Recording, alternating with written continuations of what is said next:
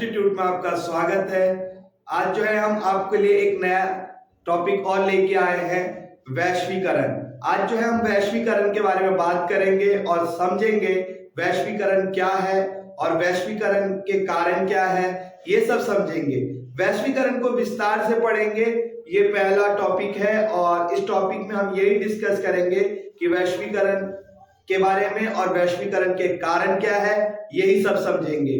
और जब मैं नेक्स्ट वीडियो लेके आऊंगा तो उसमें मैं वैश्वीकरण के अलग अलग प्रभाव बताऊंगा। तो आज जो है हम वैश्वीकरण के बारे में ही समझ, जैसा कि मैंने बताया आपको कि वैश्वीकरण के बारे में तो हम पढ़ेंगे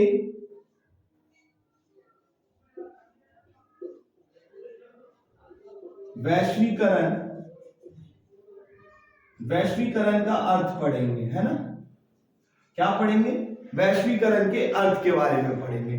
तो मान लीजिए अगर हम पढ़ते हैं वैश्वीकरण का अर्थ, तो वैश्वीकरण का अर्थ होता है प्रवाह, और प्रवाह जो होता है वो कई तरीके से होता है ना। कई तरह से होता है प्रवाह।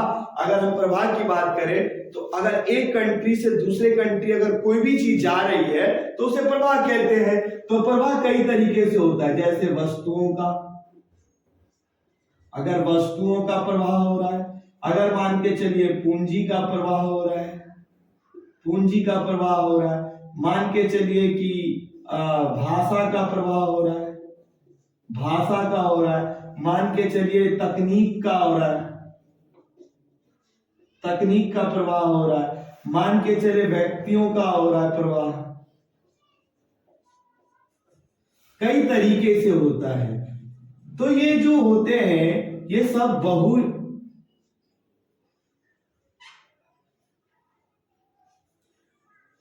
बहुआयामी प्रक्रिया है।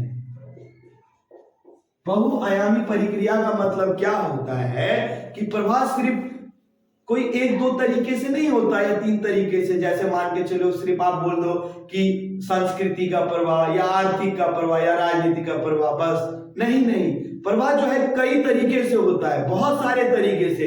इसीलिए बोला गया बहुआयामी प्रक्रिया, मतलब बहुत सारे तरीके से जो है होता है। मान के चलिए मैं फॉर एग्जांपल मैंने आपको यहाँ पे लिखवाया है वस्तुओं का।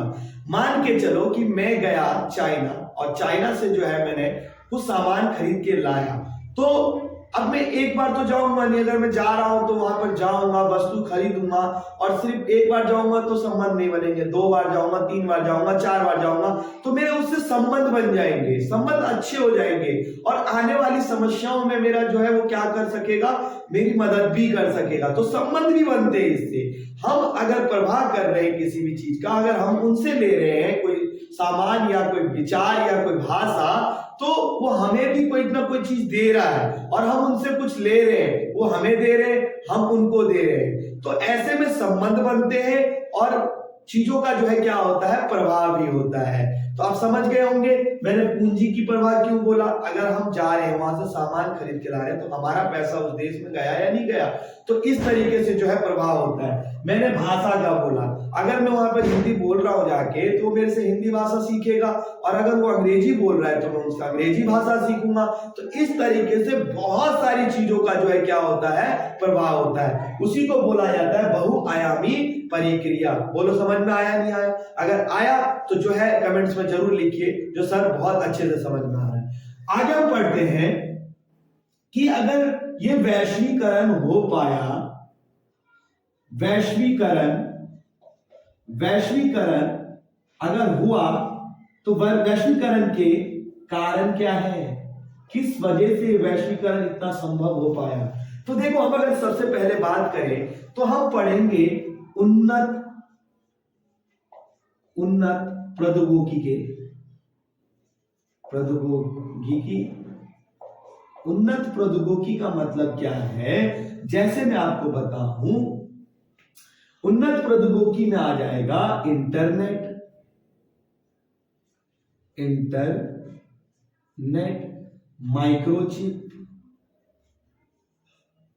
माइक्रोचिप, देखिए इन सब ने भी तो बढ़ावा दिया ना, एक कंट्री से दूसरे कंट्री में संबंध बनाने के लिए, वैश्वीकरण को बढ़ावा करने के लिए, ये सब ही तो काम आए ना। तो ये कारण बनेंगे या नहीं बनेंगे, इसलिए भी जो है इसको हम कारण बताते हैं।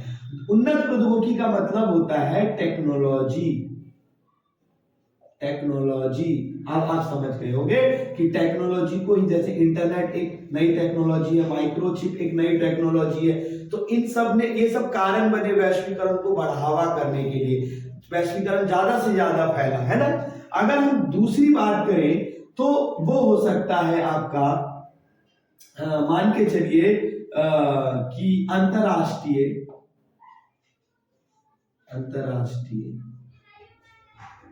सहयोग। अगर हम अंतरराष्ट्रीय सहयोग की बात करें तो अंतरराष्ट्रीय सहयोग में जैसे महामारी में, बाढ़ में, इन सब में जो है मदद करते हैं एक दूसरे की, तो उससे भी जो है क्या हुआ, वैश्वीकरण को बढ़ावा मिला। किसमें? महामारी, जैसे बाढ़, भूकंप, है ना, इन सब में भी जो है, तो अंतरराष्ट्रीय सहयोग ने भी जो है क्या दिया, बढ़ावा। विश्वव्यापी पारस्परिक सहयोग। अब ये विश्वव्यापी पारस्परिक जो है सहयोग क्या है, तो विश्वव्यापी मतलब एक कंट्री ने दूसरे कंट्री को जो है सहयोग किया, जिसके कारण भी जो है क्या हुआ, वैश्वीकरण को बढ़ावा मिला, वैश्वीकरण का कारण बना। अब हम एक और लिख सकते हैं, जैसे मान के चलिए खुला व्यापार, मुक्त व्यापार, चौथा लिख सकते हैं मुक्त व्यापार। मतलब मुक्त व्यापार का मतलब है कि ये तय किया गया WTO के जरिए कि मान के चलिए कि अगर हम आपके कंट्री आ रहे हैं सामान खरीदने या कोई वस्तु खरीदने, तो आप हम पे टैक्स नहीं लगाएंगे, और जब आप हमारे कंट्री आ रहे हैं इस वस्तु खरीदने, तो हम आप पे टैक्स नहीं लगाएंगे। तो इसको कहते हैं मुक्त व्यापार। तो इसके जरिए भी जो है वैश्वीकरण का, ये भी एक वैश्वीकरण का कारण बना और वैश्वीकरण को बढ़ावा मिला। तो देखिए मैंने आपको सारी चीजों एक्सप्लेन कर दिया कि वैश्वीकरण का अर्थ क्या होता है, वैश्वीकरण कई तरीके से होता है, वैश्वीकरण बहुआयामी प्रक्रिया है, ना कि जो है एक सीमित प्रक्रिया है। बहुआयामी का ही मतलब होता है बहुत सारे तरीके से वैश्वीकरण होता है। तो आपको जो है ये वीडियो कैसा लग रहा है आप जरूर कमेंट्स करिए, ताकि जो है मैं वीडियो ऐसे ही बनाता रहूं और आपकी मदद करता रहूं। तो इस वीडियो को ज्यादा से ज्यादा जो है फैलाइए, ताकि जो है मेरा मनोबल बढ़े और मैं ऐसी वीडियो आप लोगों के लिए लाता रहूं। तो जय भारत।